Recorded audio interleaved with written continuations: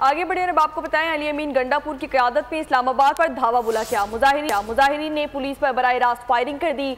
वज़ीर आला खैबर पख्तूनख्वा समेत जो भी इसमें मुलव्विस होगा उसके खिलाफ सख्त कार्रवाई की जाएगी।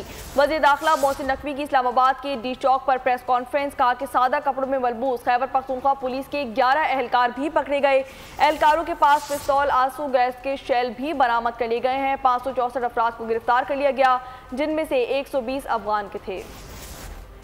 कि उन सब का अफसोस करना है जिनकी आज वो अरमान जो थे वो पूरे नहीं हो सके कि उनको कोई डेड बॉडी मिल जाए।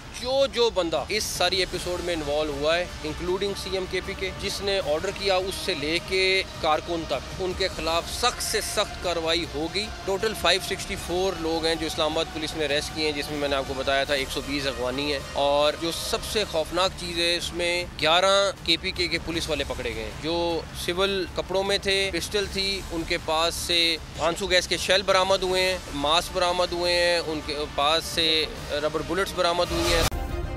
सब्सक्राइब करें और बेल दबाएं ताकि कोई खबर रह न जाए।